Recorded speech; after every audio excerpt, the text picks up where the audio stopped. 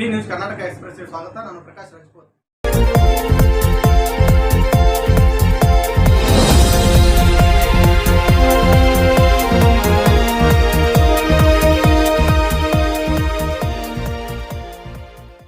भारत माता की, भारत माता की।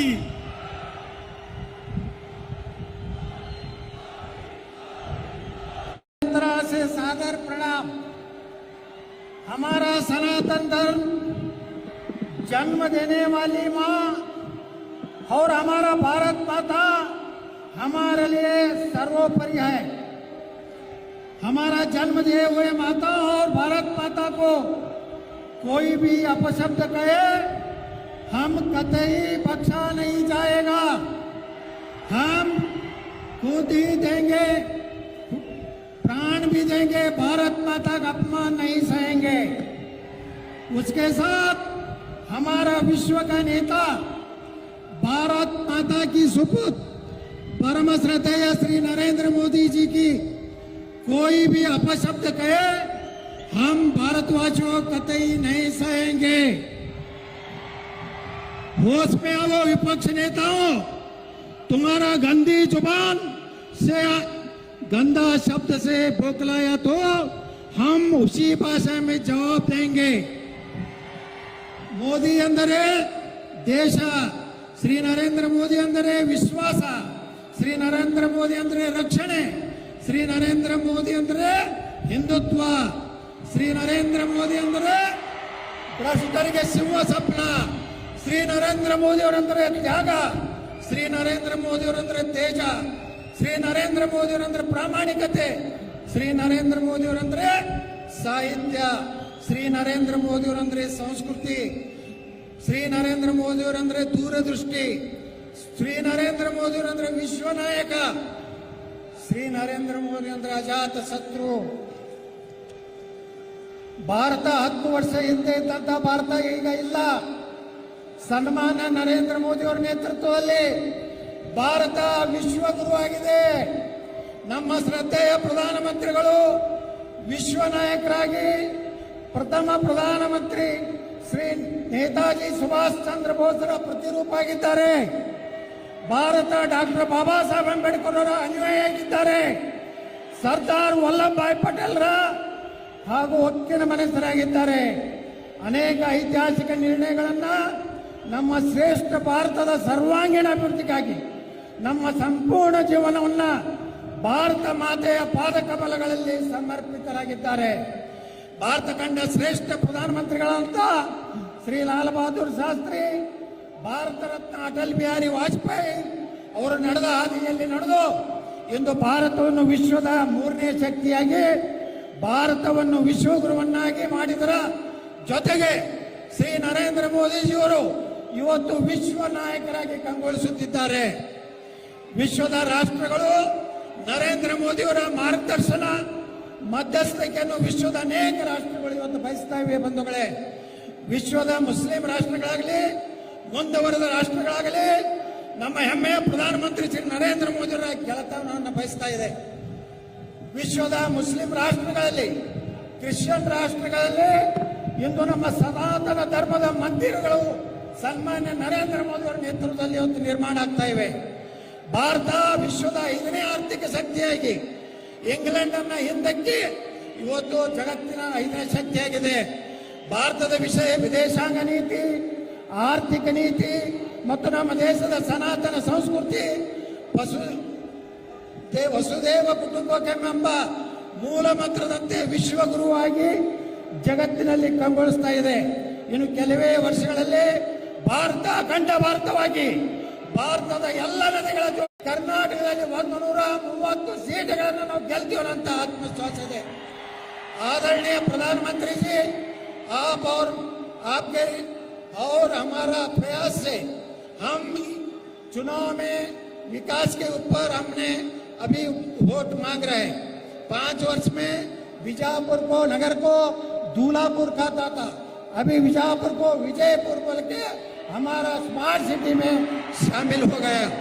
हमने बीजापुर शहर में 3 रास्ता को मार्ग को स्वतंत्र सेनानी महाराष्ट्र के पुरुष के नाम से हमने नाम लिखा है भारत रत्न डॉक्टर बाबा साहब अम्बेडकर, नेताजी सुभाष चंद्र बोस, जगत ज्योति बसवेश्वर, सरदार वल्लभ भाई पटेल मार्ग, स्वातंत्र्य वीर सावरकर मार्ग, लाल बहादुर शास्त्री मार्ग, छत्रपति शिवाजी मार्ग, बाबू जगजीवनराम मार्ग, राजमाता अहिल्याबाई होलकर मार्ग, वीर महाराणा प्रताप मार्ग, डॉक्टर एपीजे कलाम मार्ग, ऐसा 30 रोडों का और मूर्ति भी हम बीजापुर में बनाया है।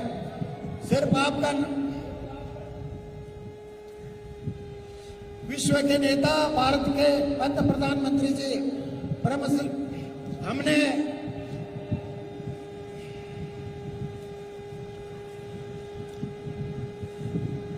ಇಷ್ಟು ಹೇಳಿ ಇವತ್ತು ನಮ್ಮ ದೇಶದ ಪ್ರಧಾನಮಂತ್ರಿಗಳ ನೇತೃತ್ವದಲ್ಲಿ ನಾವೆಲ್ಲರೂ ವಿಜಯಪುರ ಜಿಲ್ಲೆ 8 ವಿಧಾನಸಭೆ, ಜಮಖಂಡ್, ಬಾಗಲಕೋಟೆಯ 7 ವಿಧಾನಸಭೆಗಳನ್ನ ಮಾನ್ಯ ಪ್ರಧಾನಮಂತ್ರಿಗಳ ನೇತೃತ್ವದಲ್ಲಿ ಎಲ್ಲ 15 ಸೀಟುಗಳನ್ನು ಗೆಲ್ಲುವುದರ ಮೂಲಕ ಕರ್ನಾಟಕದಲ್ಲಿ ಭಾರತೀಯ ಜನತಾ ಪಾರ್ಟಿಯ ಸ್ವಂತ ಸರ್ಕಾರವನ್ನು ಮಾಡ್ತೀವಿ ಅಂತ ಮಾತನ್ನು ಈ ಸಂದರ್ಭದಲ್ಲಿ ಹೇಳಿ, माननीय प्रधानमंत्री जी, मैं अटल बिहारी वाजपेयी सरकार में minister of state railway, minister of state textile के नाम से काम किया हूँ। आपके आशीर्वाद से इस बार बीजापुर शहर से मैं प्रत्याशी हूँ। आपका आशीर्वाद हमारे ऊपर रहे। धन्यवाद। बोलो भारत माता की। ಸನ್ಮಾನ್ಯ ಶ್ರೀ ಪ್ರಧಾನಮಂತ್ರಿಗಳಾದ ನರೇಂದ್ರ ಮೋದಿ ಅವರಿಗೆ ನಮ್ಮ ಜಿಲ್ಲೆಯ ಅಧ್ಯಕ್ಷರು, ನಗರ ಶಾಸಕರು ಮತ್ತು ನಮ್ಮ ಬಾಗಲಕೋಟೆ ಮತ್ತು ವಿಜಯಪುರ ಜಿಲ್ಲೆಯ ಸಂಸದರು ಅವರಿಗೆ ಸನ್ಮಾನಿಸಬೇಕಂತ ಅವರಲ್ಲಿ ಕಳಕಳಿ ವಿನಂತಿ ಮಾಡ್ತೀನಿ. ಸನ್ಮಾನ್ಯ ಶ್ರೀ ನರೇಂದ್ರ ಮೋದಿ ಅವರಿಗೆ ನಮ್ಮ ನಡೆದಾಡುವ ದೇವರೆಂದೇ ಪ್ರಸಿದ್ಧಿಯಾಗಿರುವ ಲಿಂಗೈಕ್ಯರಾದ ಪರಮ ಪೂಜ್ಯ ಸಿದ್ದೇಶ್ವರ ಮಹಾಸ್ವಾಮೀಜಿಯವರ ಅಂತಿಮ ಅಭಿನಂದನಾ ಪತ್ರವನ್ನ ಒಂದು ನೆನಪಿನ ಕಾಣಿಕೆಯಾಗಿ ಎಲ್ಲ ಗಣ್ಯರ ವೇದಿಕೆ ಮೇಲಿರುವಂತಹ ಎಲ್ಲ ಗಣ್ಯಮಾನ್ಯರು ಅವರಿಗೆ ನೀಡಬೇಕಂತ ವಿನಂತಿಸ್ತೇನೆ.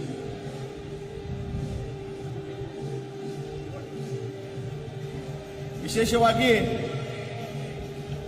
ಶ್ರೀ ಸಿದ್ದೇಶ್ವರ ಮಹಾಸ್ವಾಮೀಜಿಯವರ ಅಂತಿಮ ಅಭಿವಂದನಾ ಪತ್ರದ ಒಂದು ಸವಿ ನೆನಪು ನಮ್ಮ ಜಿಲ್ಲೆಯ ಎಲ್ಲ ಪಕ್ಷದ ಮುಖಂಡರು ಅವರಿಗೆ ವಿತರಿಸಬೇಕಂತ ಅವರಲ್ಲಿ ವಿನಂತಿ ಮಾಡ್ತೇನೆ. ಬೋಲೋ ಭಾರತ್ ಮಾತಾ ಕಿ, ಭಾರತ್ ಮಾತಾ ಕಿ. ನಾನು ವಿನಂತಿ ಮಾಡ್ತೀನಿ, ನಮ್ಮ ನೆಚ್ಚಿನ ಪ್ರಧಾನಮಂತ್ರಿಗಳಾದ ಸನ್ಮಾನ್ಯ ಶ್ರೀ ನರೇಂದ್ರ ಮೋದಿ ಅವರು ನಮ್ಮನ್ನು ಉದ್ದೇಶಿಸಿ ಮಾತನಾಡಬೇಕಂತ ಅವರಲ್ಲಿ ವಿನಂತಿಸ್ತೀನಿ.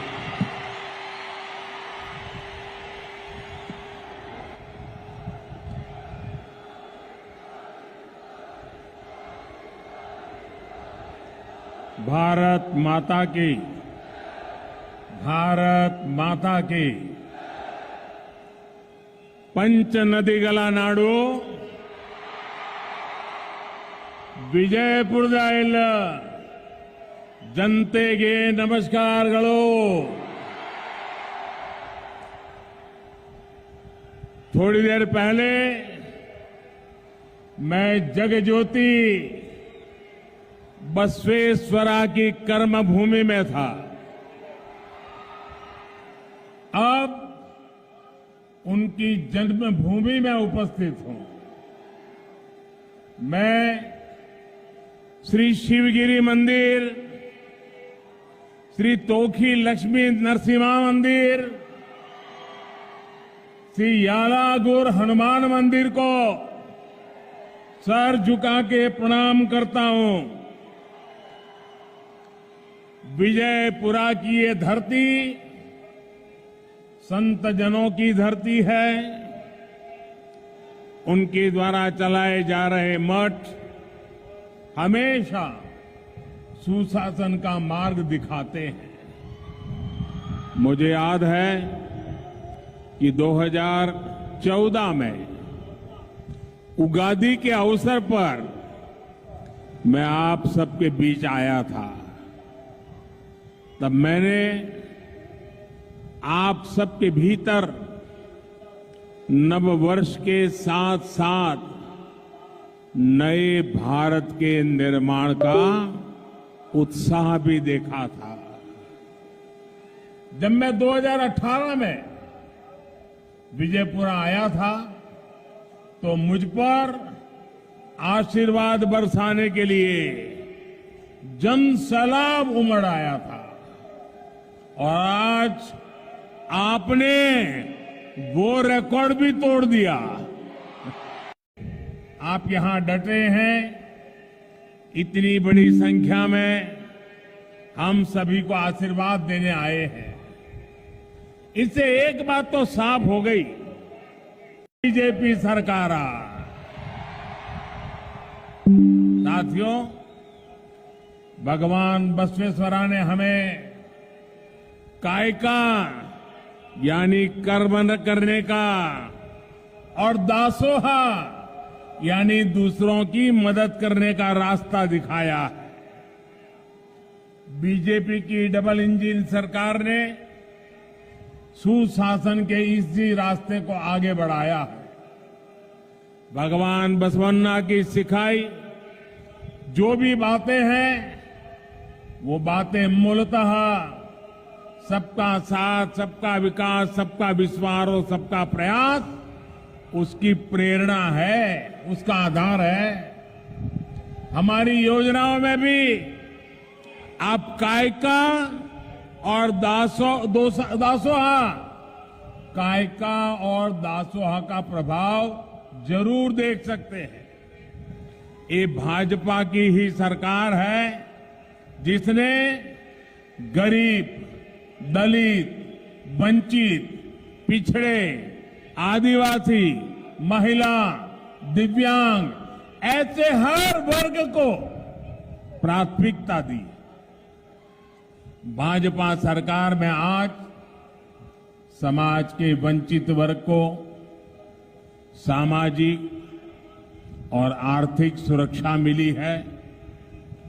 डबल इंजन सरकार ने अन्न, आश्रय और अक्षरा के लिए काम किया है।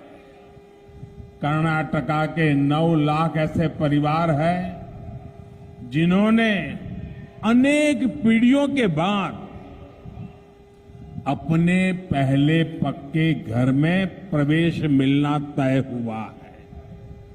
इनमें से अधिकतर दलित, वंचित, पिछड़े समाज के परिवार हैं। कुछ महीने पहले ही मैं कलबुर्गी आया था।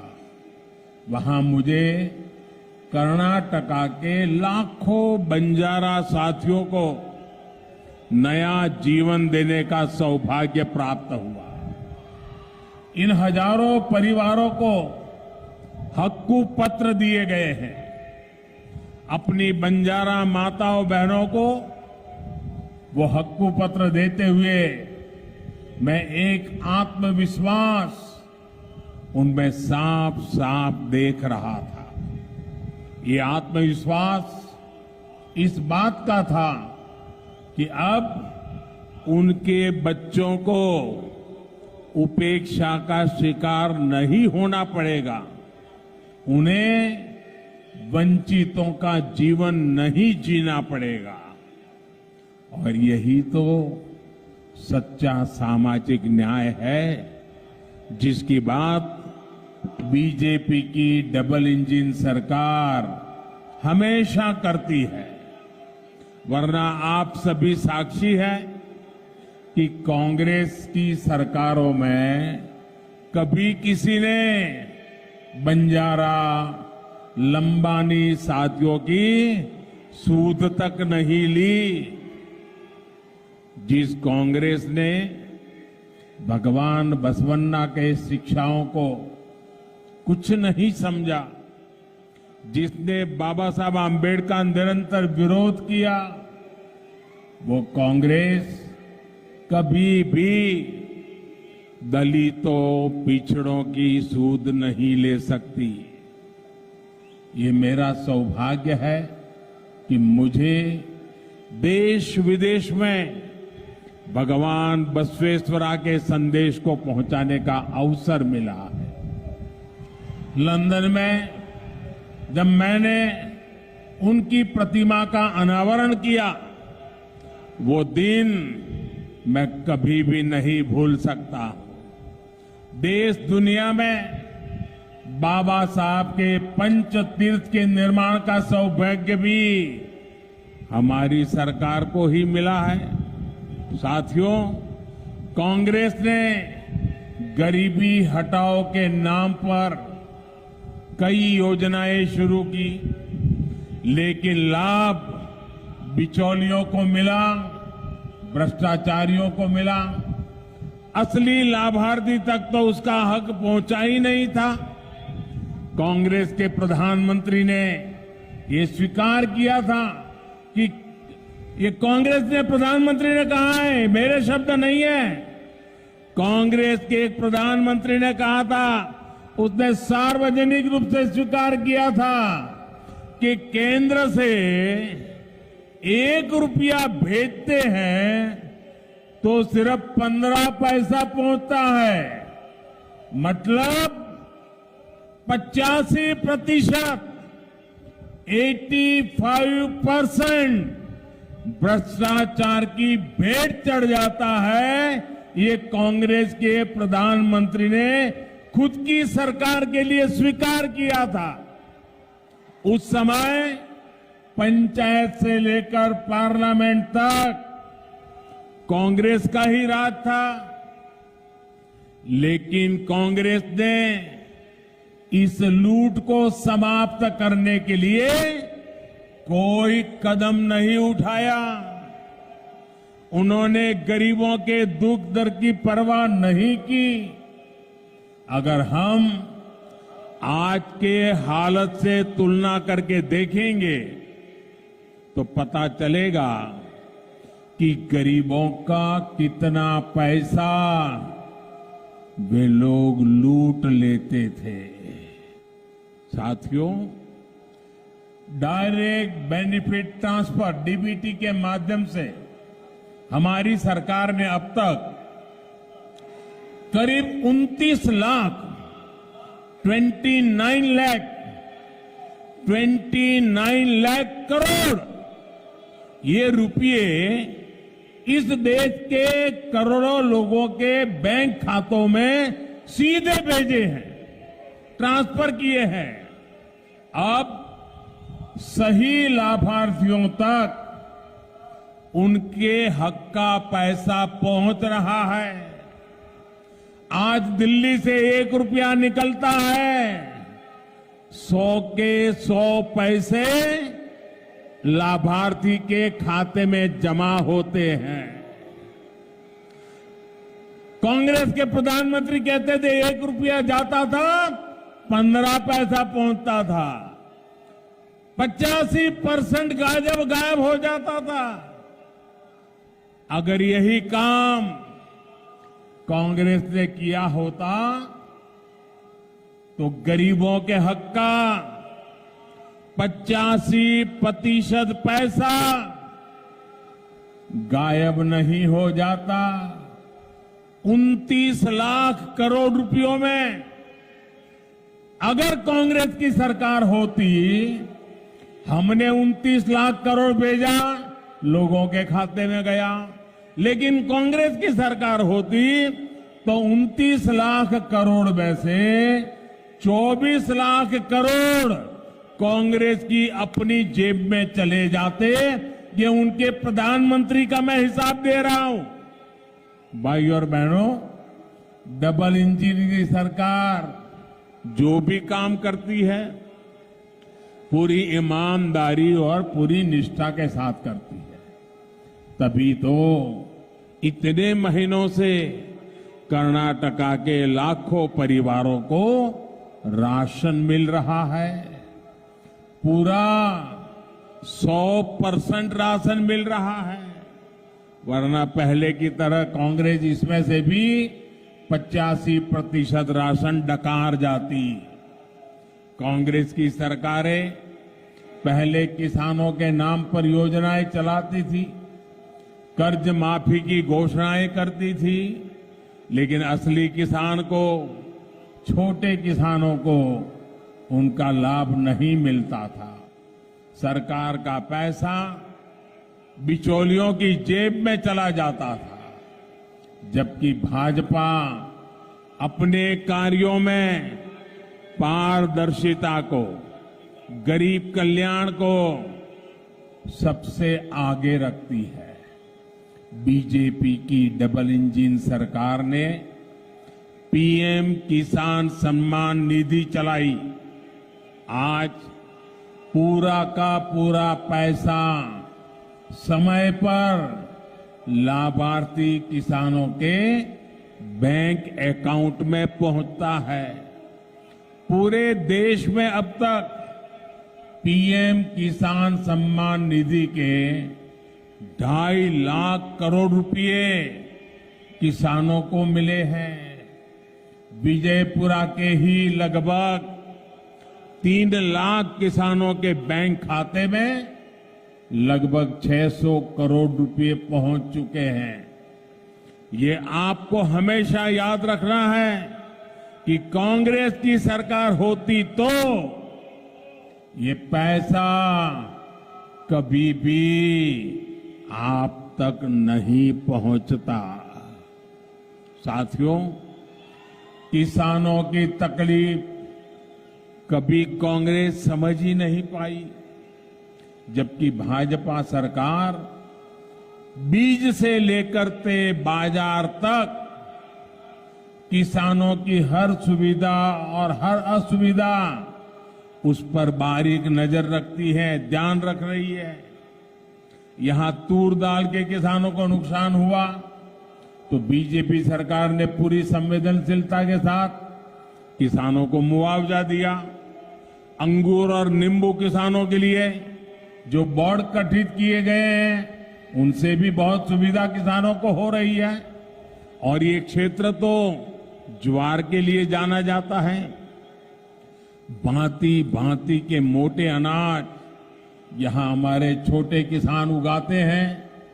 पहली बार ज्वार जैसे हमारे सभी श्री अन्न को बीजेपी सरकार देश विदेश में एक ब्रांड के रूप में स्थापित कर रही है। इसका भी बहुत बड़ा फायदा हमारे छोटे किसानों को होने वाला है। साथियों, ये 5 नदियों का क्षेत्र है।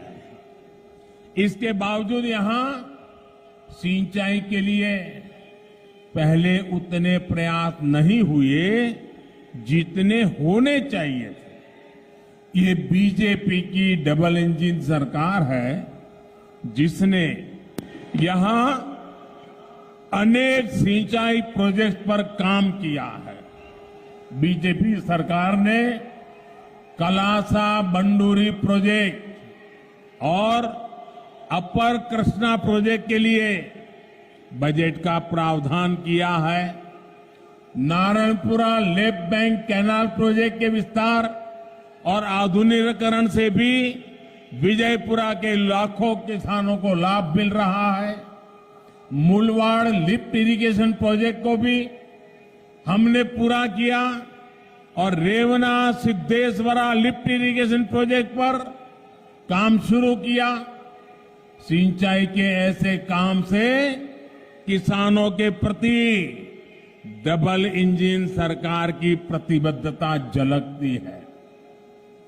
सिंचाई ही नहीं बल्कि पीने के पानी के लिए भी डबल इंजन सरकार ने अभूतपूर्व प्रयास किए हैं।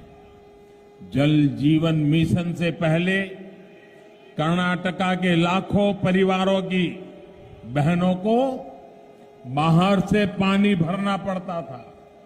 सिर्फ 3.5 वर्षों के भीतर ही विजयपुरा जिले के करीब 3 लाख परिवारों को नल से जल की सुविधा मिली है। इससे हमारी माताओं बहनों का जीवन बहुत आसान हो गया है। साथियों, कर्नाटका की माताओं बहनों बेटियों ने कांग्रेस सरकार की लापरवाही और अनदेखी की वजह से सबसे ज्यादा तकलीफें झेली है। कांग्रेस की सरकारों ने महिलाओं के स्वास्थ्य, सुरक्षा और रोजगार की कभी चिंता ही नहीं की। पहली बार बीजेपी की डबल इंजन सरकार आयुष्मान भारत योजना लेकर आई। इससे गरीब से गरीब परिवार को भी मुफ्त इलाज मिलने लगा।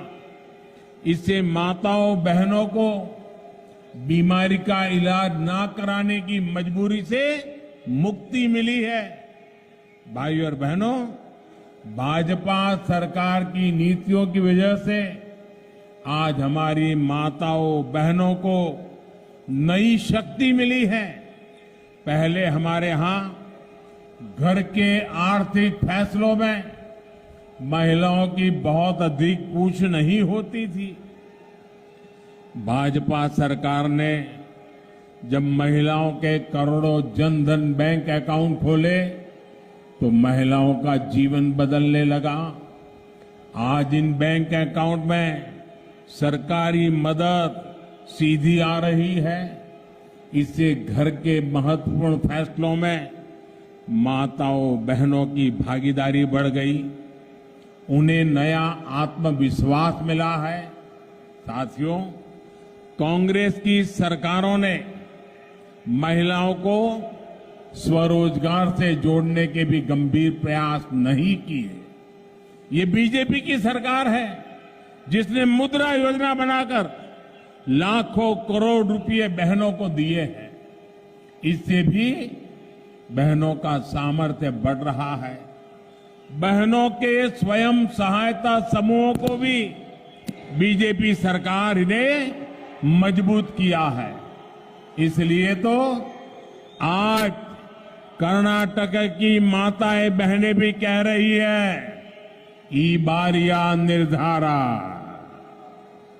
ई बारिया निर्धारा बहुमतदा बीजेपी सरकारा। भाइयों और बहनों, विजयपुरा सहित पूरे क्षेत्र में हमारी समृद्ध धरोहरों से भरा है। मैंने विकसित भारत के लिए जिन पंच प्राणों का आह्वान किया है उनमें एक है विरासत पर गर्व करना। डबल इंजन सरकार देश की विरासत को संरक्षित भी कर रही है और इससे रोजगार के अवसर भी बना रही है। आज आधुनिक कनेक्टिविटी इंफ्रास्ट्रक्चर पर इस क्षेत्र में बहुत बल दिया जा रहा है। विजयपुरा एयरपोर्ट पर काम करीब करीब पूरा हो चुका है। इससे इस क्षेत्र में सस्ती हवाई यात्रा की सुविधा हो जाएगी। रेलवे ट्रैक के दोहरीकरण और बिजलीकरण से भी यहां के लोगों को लाभ होगा। Vijayapura Solapur national highway project पर भी बहुत तेजी से काम हो रहा है। अच्छी कनेक्टिविटी से टूरिज्म तो बढ़ता ही है, किसानों को भी सुविधा होती है और उद्योगों की संभावनाएं भी बढ़ती हैं। इससे विजयपुरा में नए इंडस्ट्रियल क्लस्टर को ऊर्जा मिलेगी। बीजेपी की डबल इंजन सरकार लोकल के लिए वोकल है। इसलिए अपने बुनकरों, अपने हस्तशिल्पियों को निरंतर प्रोत्साहित करती है। कर्नाटका में नेकार सम्मान योजना की बहुत चर्चा है। केंद्र सरकार ने भी ऐसे साथियों को आधुनिक तकनीक से जोड़ने, उन्हें आर्थिक मदद देने के लिए पीएम विश्वकर्मा योजना बनाई है। इससे इस पारंपरिक विधा से जुड़े परिवारों का जीवन आसान होगा और रोजगार के नए अवसर बनेंगे। साथियों, बीजेपी की डबल इंजन सरकार आकांक्षाओं को बल देने वाली सरकार है, सपनों को साकार करने वाली सरकार है। डबल इंजन सरकार युवाओं की सरकार है। इसलिए हमने इस बार अनेक नए साथियों को चुनाव में उतारा है। कर्नाटका का ये चुनाव आने वाले 25 साल में विकसित कर्नाटका के निर्माण का है। बीजेपी के पास इसका रोड मैप है, कांग्रेस के पास ना तो रोड मैप है और ना ही वो जोश है। कांग्रेस के नेता तो रिटायरमेंट के नाम पर वोट मांग रहे हैं। उनका सबसे बड़ा मुद्दा यही है कि मेरा आखिरी चुनाव है, मुझे मौका दे दो। क्या दुर्दशा आई है। मैं जानता हूं कर्नाटका की जनता थकी हारी कांग्रेस को नहीं, जोश से भरी बीजेपी की टीम को अवश्य चुनने वाली है। इसलिए कर्नाटका के कोने कोने से एक ही आवाज आ रही है, युवा हो या महिला, दलित हो या आदिवासी, एक ही नारा, एक ही गूंज, ई बारिया निर्धारा, ई बारिया निर्धारा, बहुमतदार बीजेपी सरकार। भाई और बहनों, मुझे आपके आशीर्वाद और अपनी टीम पर पूरा भरोसा है। 10 मई को मतदान होने वाला है। अब आज इतनी बड़ी जबरदस्त सभा की आपने, दूर दूर तक लोग ही लोग दिखाई दे रहे हैं। मंडप के बाहर मंडप से भी ज्यादा लोग हैं। अब मुझे बताइए, ऐसा तो नहीं होगा ना कि अब सभा बहुत बड़ी हो गई, मोदी जी भी आ गए, भाषण भी अच्छा हो गया, उत्साह भी जोरदार था, बस अब 10 तारीख को जाके वोट दे देंगे, अब कोई काम नहीं है। ऐसा तो नहीं करोगे ना? जाकर के सो नहीं जाओगे ना? घर जाके काम करोगे ना? जरा हाथ ऊपर के बताइए, जाओगे ना? पोलिंग बूथ में जाओगे? हर घर घर जाएंगे? हर मतदाता को मिलोगे? अच्छा, एक मेरा काम करोगे आप लोग? ऐसे नहीं भाई, इनका तो करोगे, लेकिन मेरा काम करोगे क्या? सबके सब मुझे हाथ ऊपर करके बताइए, मेरा काम करोगे क्या? पक्का करोगे? गलती नहीं करोगे ना? देखिए, ये मेरे दिल की बात है, ये मेरा काम है, आपको करना पड़ेगा। देखिए, आपने बुलाया, मैं आ गया, तो मेरे लिए करोगे ना काम? देखिए, एक छोटा काम है मेरा, लेकिन मेरे लिए बहुत बड़ा महत्वपूर्ण है। आप जब यहां से जाएंगे,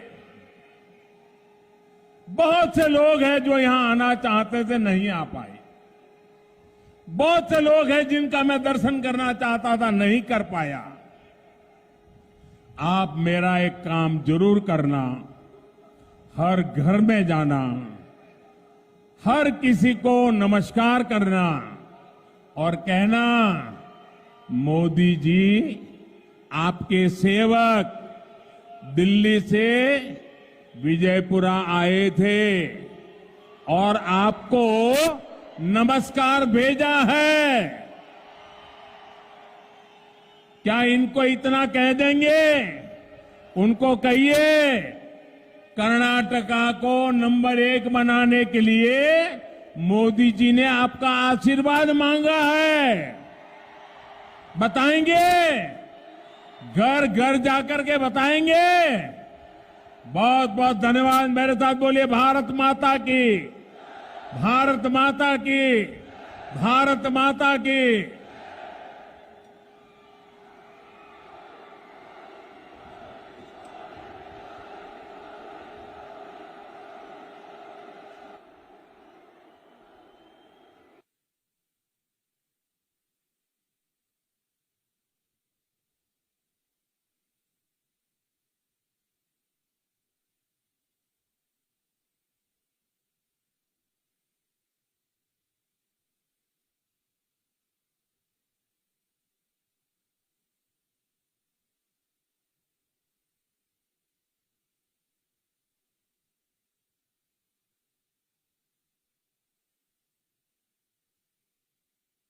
ಈ ಒಂದು ಕಾರ್ಯಕ್ರಮದಲ್ಲಿ ಇಲ್ಲಿವರೆಗೆ ಉಪಸ್ಥಿತರಿದ್ದು ಈ ಕಾರ್ಯಕ್ರಮಕ್ಕೆ ಶೋಭೆ ತಂದಂತ ಎಲ್ಲ ಪಕ್ಷದ ಕಾರ್ಯಕರ್ತರಿಗೂ